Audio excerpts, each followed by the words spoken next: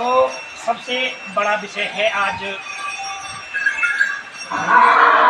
मौजूद हूँ और ये घोड़ी है।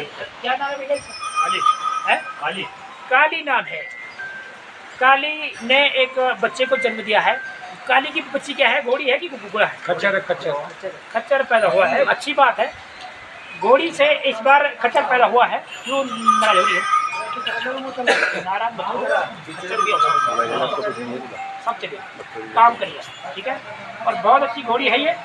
इसके साथ एक छोटा बच्चा है, नन्हा बच्चा, उसकी भी एक वीडियो बनाऊंगा। मुझे बहुत खूबसूरत लगा है ये। ये कितने समय के है? ये 25 दिन का है। 25 दिन की है ये। और पकड़ नहीं पाता हूँ क्योंकि इसमें भी कहीं ऐसा ना हो कि गुस्से में मेरा ही गेम बजा दी।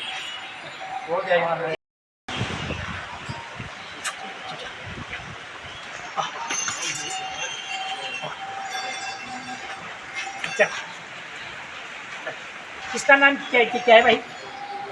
अभी नामकरण नहीं हुआ। नामकरण हुआ नहीं।